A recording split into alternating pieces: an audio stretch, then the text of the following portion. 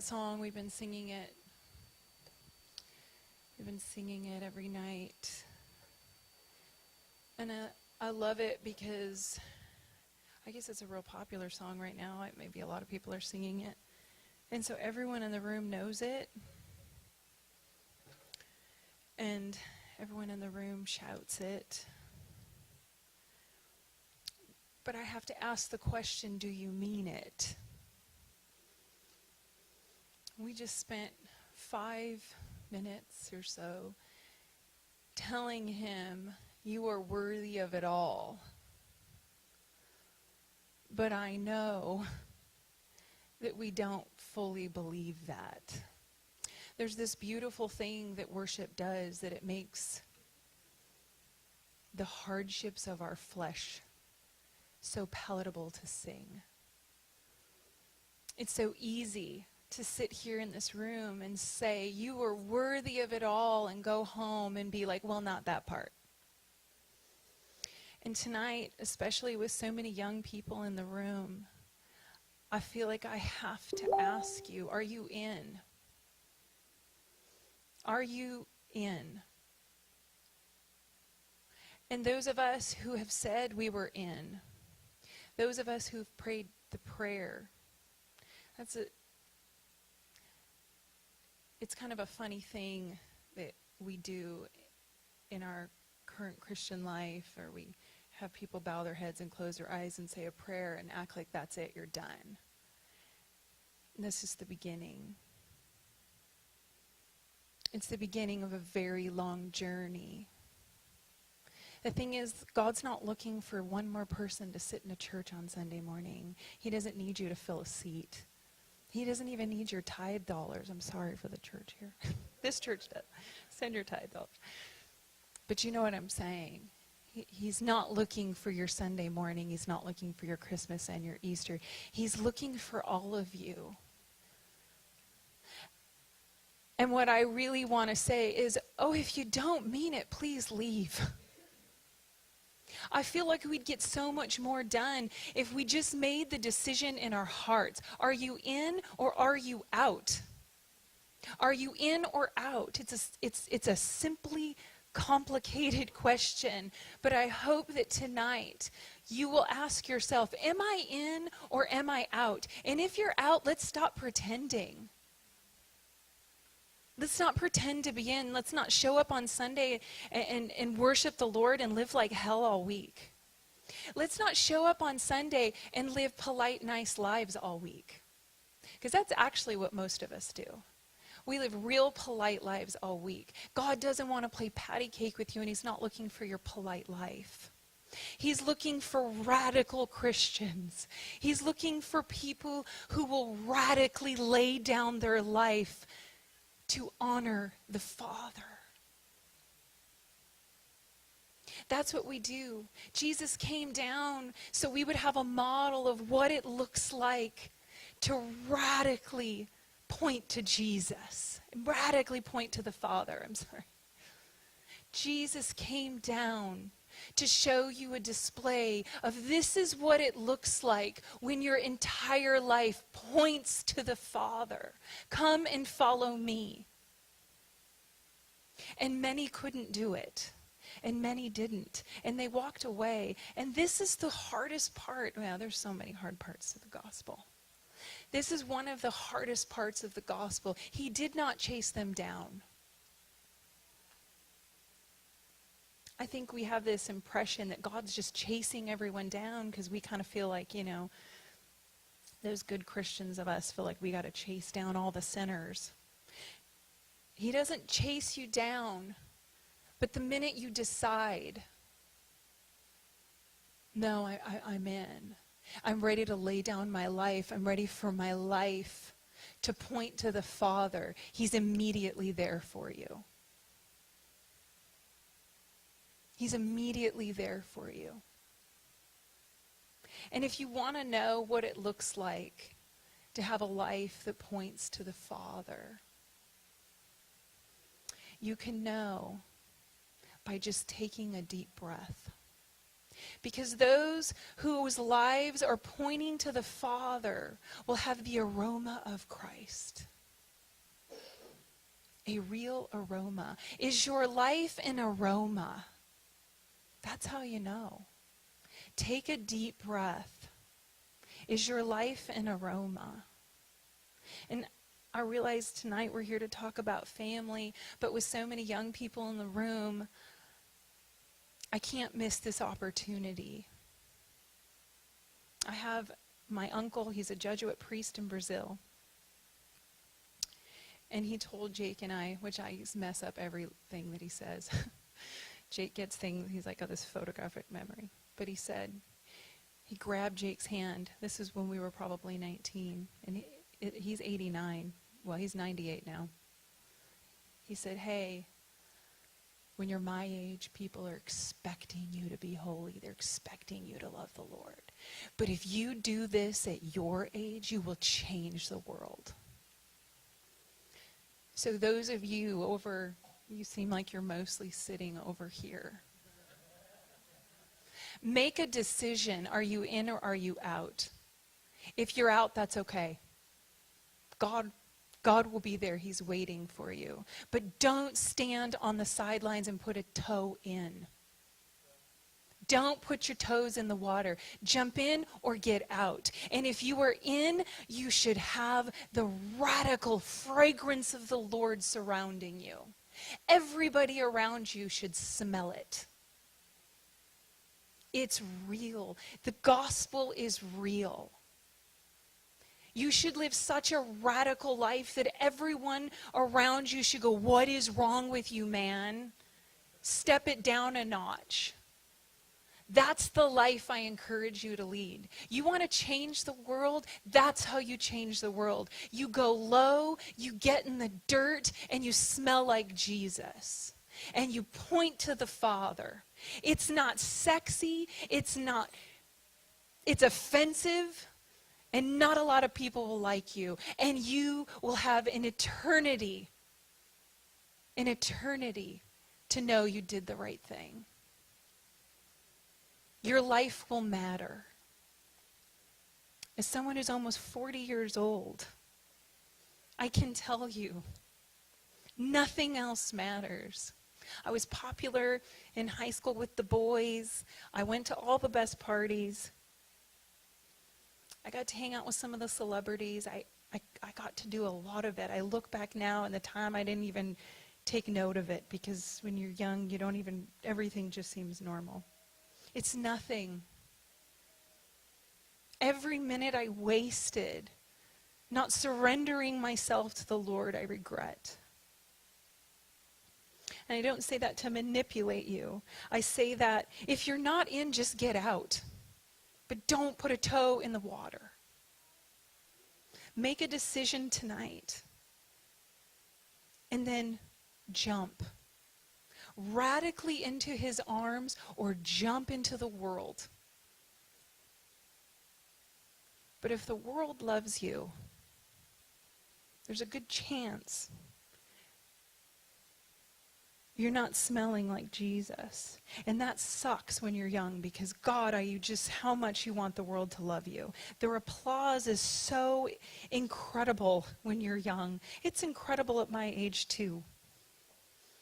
And sometimes the weak, gentle whispers of the Lord feel so far off. But the world will hate you the minute you don't have the best shoes. That's not the word I'm here to give tonight. I'm here to talk about family. But it is also the word. Because this is the thing about family. It's hard. It's really, really hard. I've spent we've just been doing this for a month, and the last few meetings that I've been here, I've just been talking about pain, and because it's just this painful thing to be in relationship. It's very painful to walk in relationship. I was on this trip, I met with a girlfriend of mine. She, had her parents, and her dad was super uninvolved in her life, alcoholic, cheated on her mom over and over and over again. And her mom was just kind of this devout woman, just fighting for her marriage and fighting for her kids and trying to do relationship with them well. And they, as a mom, if you're a mom, like, or a parent, it's hard. And she was doing her best, and she made a lot of mistakes, And now we're all adults.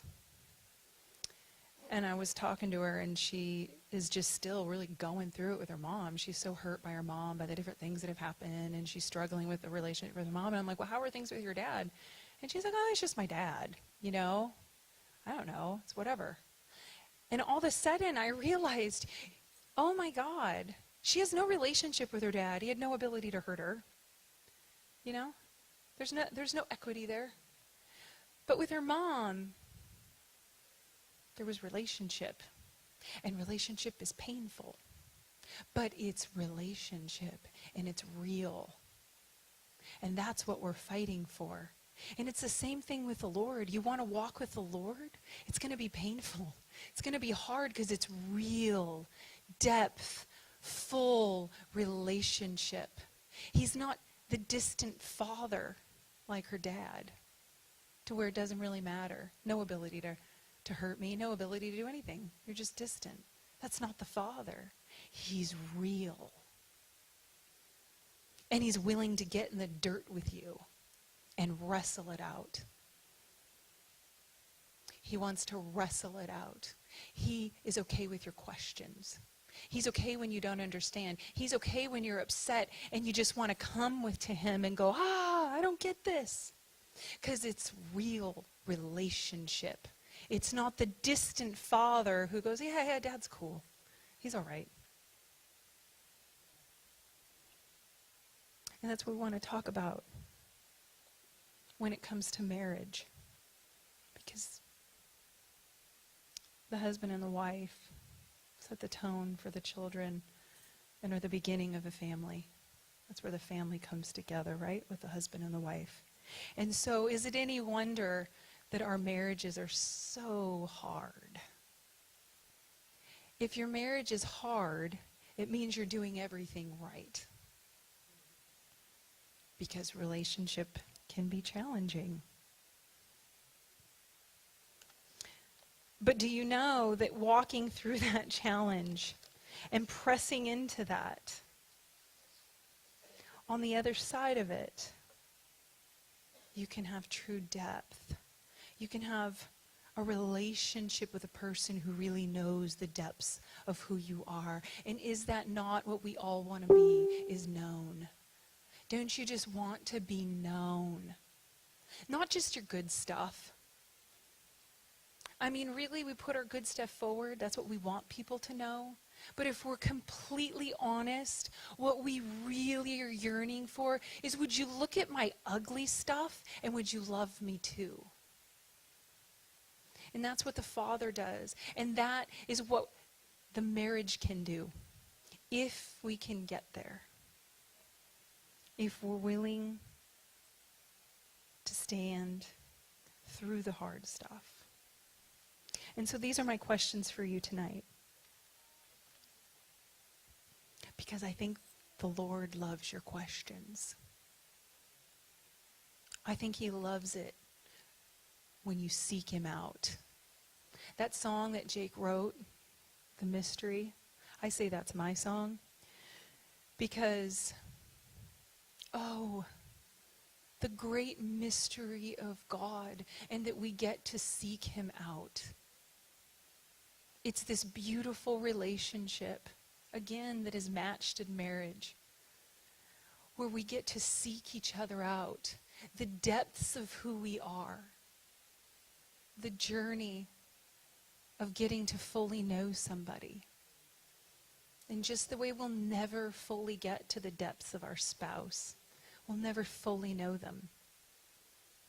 We will never fully know the Father. There'll never be an end to our exploration of who he is. Isn't that beautiful?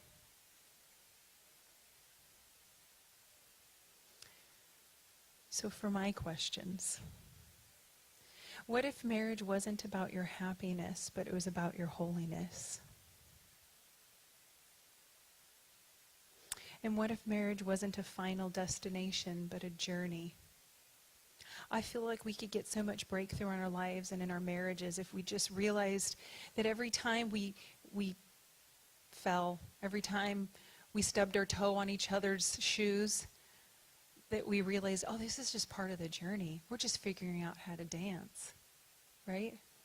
It doesn't mean we're doing anything wrong. If you and your spouse are in a 10-year debate about something, it doesn't mean that you're doing something wrong. It means you're just trying to figure out how to dance together. And that's okay. What a boring thing if you just got along every day and everything skipped in daisies, right?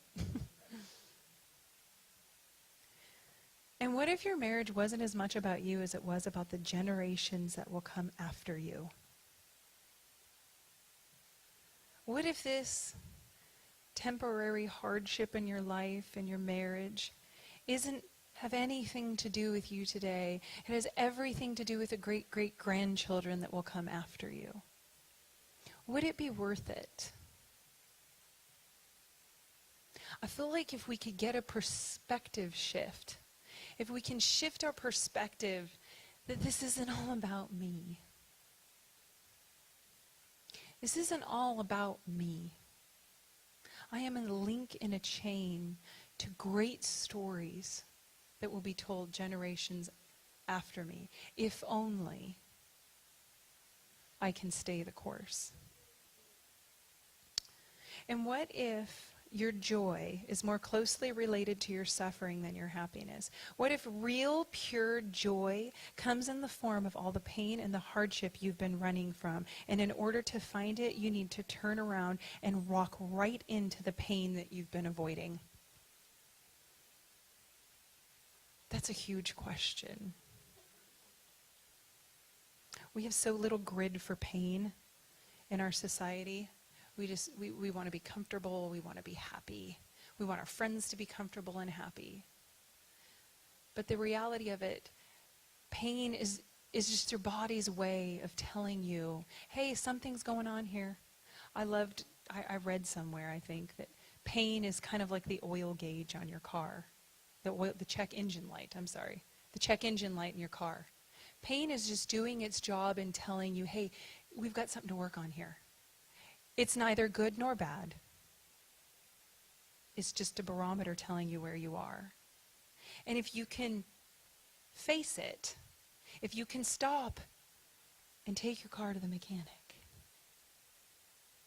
the great mechanic who is Jesus, and go, what is this? Why is it here? And how do I walk through it? Not how do I get rid of it? Because just taking it away is like taking that check engine light off your car. It doesn't mean that the oil isn't going to run out. Eventually the car will stall, right?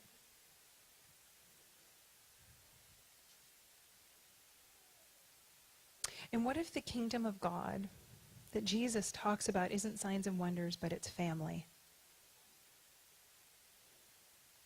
What if it's about your family, your broken, busted up, messed up family? What if that's what he's looking for? What if he's not looking for your perfection, but he's looking for your brokenness? And I feel like I've gotten this wrong in the past. I've been saying this, like God's just looking for your brokenness, and that's a half-truth. God is looking for broken people who are fully surrendered to him, who recognize in the face of his goodness and his greatness and his righteousness their brokenness. That's what he's looking for. He's not looking for people who've got it all together. Contrary to everything we show up on stages on Sunday, that the person who's the most put together, the most perfect, and whose life looks the best on Instagram, they're probably the best Christian. That's not true. It's the one who recognizes their brokenness to the degree of God's greatness. That's who he's looking for, and that's what he can use. And that is great news for all of us, because I happen to know that we're all severely broken people, doing everything we can to hold it together, to let other people think we've got it all together. When you're older and you're in the church, you do that because you want people to think you're a great Christian, because there's some sort of like kudos for that. If you're a really good Christian, it's like, yes, look at you, have it all together. You must be so righteous, and you must read your Bible every day and be so perfect. And when you're young, you do that because it's like, I just got everything together. You know, like nothing bothers me. You can't hurt me. I'm okay. I know everything, because there's security and comfort in that. When you're young, there's so little security and comfort. And the one thing you can hold on to is, oh, see, I got it all figured out. And I understand both sides of it. But the truth of it is, God is looking for your brokenness because he can work there. That's the soil. That's the good soil. Oh, you recognize your need. You recognize in the light of the goodness of Christ your inadequacy. Not to say you're nothing. My husband wrote the royalty song, so we get it. But to recognize that it is only in him that you will find any completeness. And your brokenness is just a sign of his greatness and your need for him. Here's one. Here's one that nobody told me, and what I'm so excited to talk about tonight in a room full of unmarried people. What if you don't get married in the eyes of the Lord when you stand at the altar? What if you get married at that night when you have sex with your partner, your spouse, for the first time? What if that is when two really are no longer, or when two become one? Here's the thing. The Bible is either true or it's not. And in the same way that I said, you either are fully surrendered or you're not. And this is the best news and the worst news. For those of us who think we love the Lord and we've said the prayer and we come to church on Sunday and we are not fully surrendered, this is very, very bad news for you.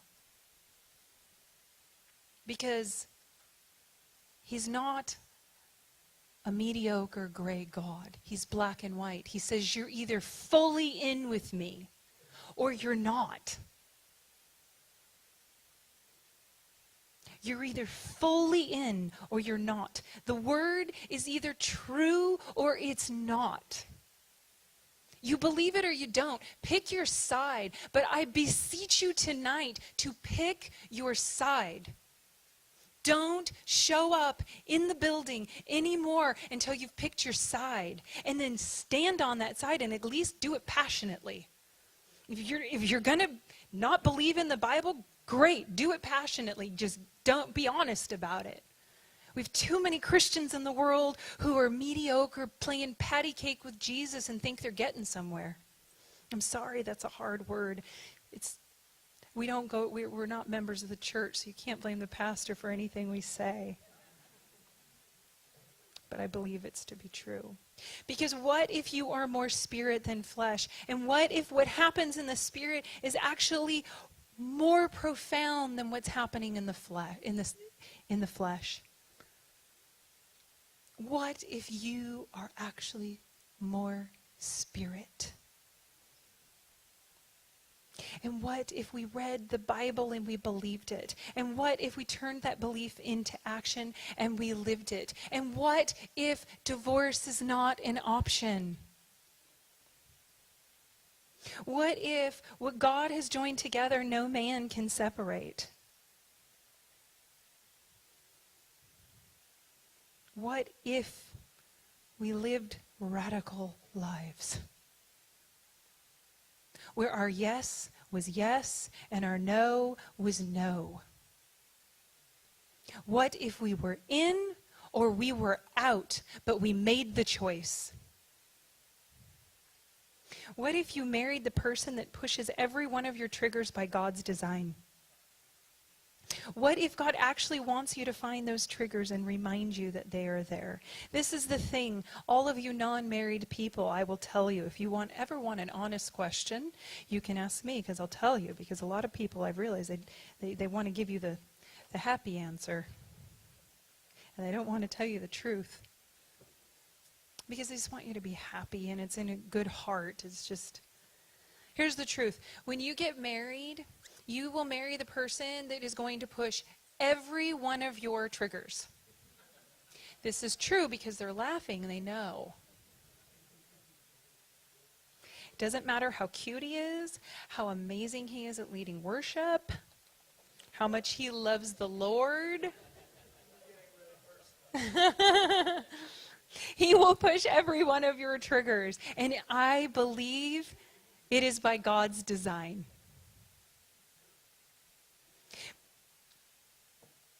It is by God's design.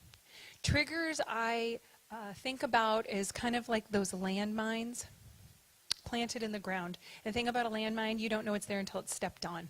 And watch out. You're going to lose a limb. And those landmines are protecting the doors of your heart that you said, you can go everywhere but there. Oh, no, don't go in there. But this is the thing, and this is why it is so important if you're in or if you're out. Because if you're in, God can call you out on your promise. He will not, he will make sure you are not a liar. If you are in, he is worthy of it all. And everything in the book is true. It's not up for debate. It's true. So there are no places in your heart that the Lord cannot go. And he will put that person in your life, the spouse, to push every one of those triggers, because God wants to remind you that they're there and remind you, hey, you still have doors you haven't opened to me. All of a sudden, that pain has purpose. All of a sudden, that hurt in your marriage has nothing to do with your spouse just being mean, and everything to do with God's great love for you. He loves you so much, he will not let you be a liar. You said he could have it all, and he will take it all. With that, we're going to listen to a short video. I think? Yes. Here we go.